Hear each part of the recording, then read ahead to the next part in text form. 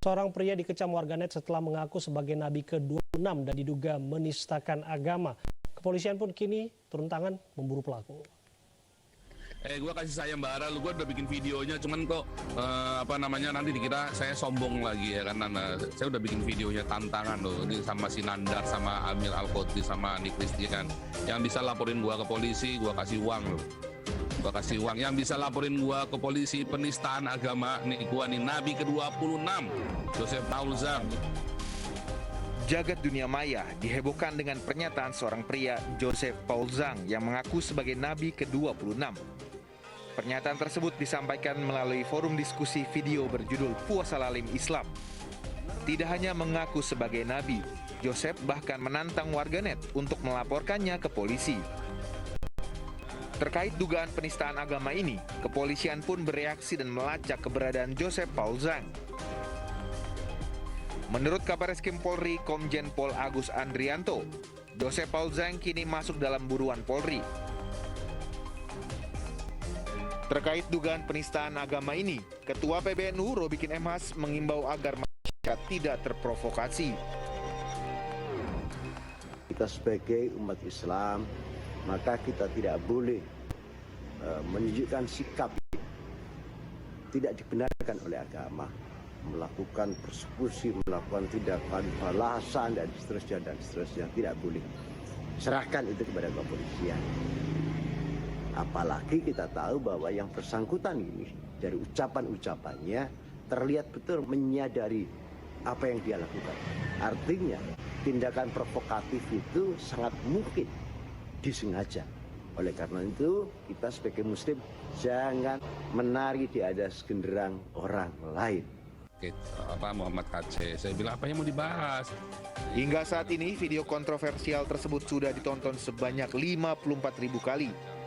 Sejumlah warganet menyayangkan aksi Joseph Paul Zhang yang diduga menistakan agama. Tim Liputan iNews melaporkan. Untuk mengulas pernyataan seorang pria yang mengklaim sebagai nabi ke-26 dan diduga menodaikan agama, sudah bergabung sama kami Sekjen Majelis Ulama Indonesia, Amir Syah Tambunan. Assalamualaikum, selamat sore Pak Amir Syah. Selamat sore.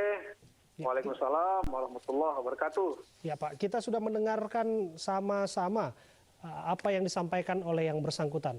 Namun yang belum jelas motif dan tujuannya. Bagaimana tanggapan MUI? Ya, pertama kita menyesalkan pernyataan tersebut ya. Yang beliau ini kan lama tinggal di Indonesia sebagai warga negara Indonesia.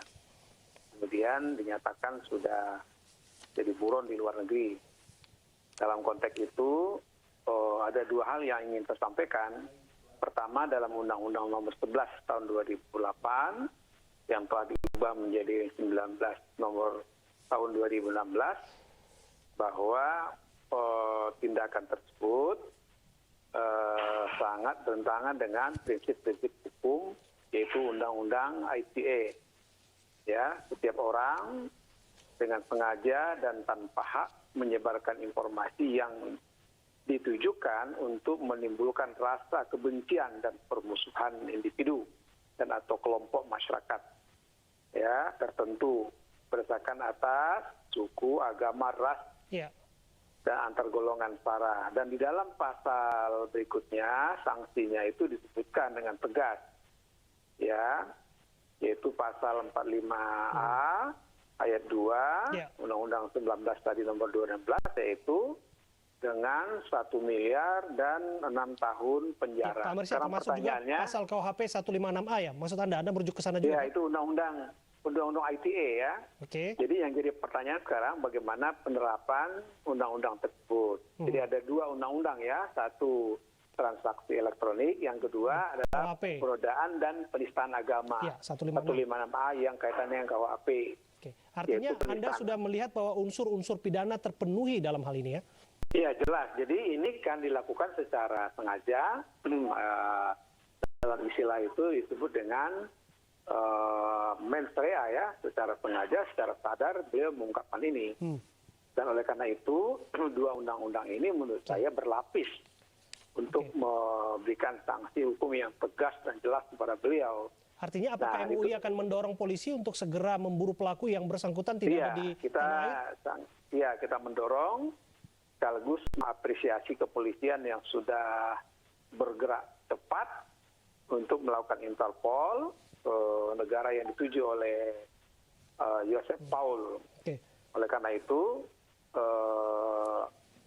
masyarakat kita minta memberi kepercayaan kepada pihak kepolisian, tidak melakukan tindakan-tindakan yang bertentangan dengan prinsip-prinsip hukum. Oke. Nah, jika polisi, ya ini sekali lagi ya saya ingin tegaskan, jika polisi berhasil untuk mengungkap ini berarti kepolisian merupakan aparat negara yang betul-betul bisa bertindak profesional. Tapi kalau kepolisian belum berhasil, nah ini nanti masyarakat kemudian menimbulkan banyak pertanyaan. Ini artinya kenapa? ini dianggap urgent, ini dianggap penting.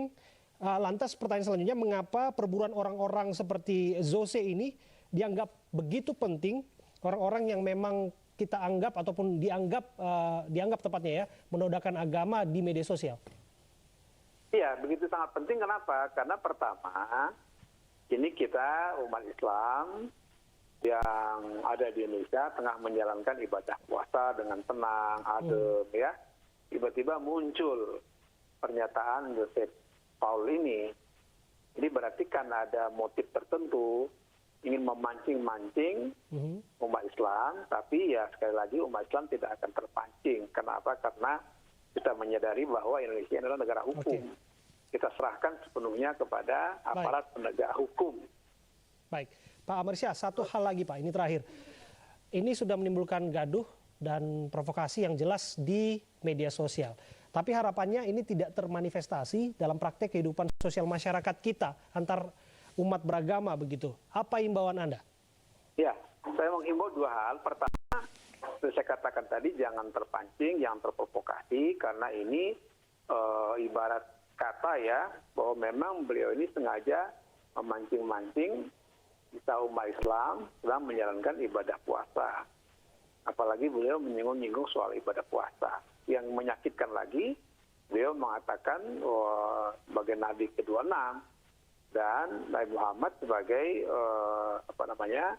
Nabi yang dianggap dan diyakini sebagai Nabi akhir zaman, tapi beliau kemudian mendeklar sebagai Nabi. Jadi jelas pernyataan itu dia merupakan unsur ya penodaan agama, kemudian juga kebencian terhadap agama Islam. Dan ini merupakan tindakan radikal kiri. Ya saya ulangi ya, tinggal radikal dalam arti memprovokasi, dalam soal arti imbauan tadi membuat bisa dipersingkat kebencian. Pak, waktu kita terbatas. Iya, itu poin yang kedua adalah karena ini merupakan tindakan radikal kiri yang saya minta harus diusut tuntas supaya kita menaruh kepercayaan kepada pihak kepolisian yang secara profesional. Terima kasih. Terima kasih Pak Amirsyah Tambunan, Sekjen MUI sudah hadir bersama kami dalam ini sore.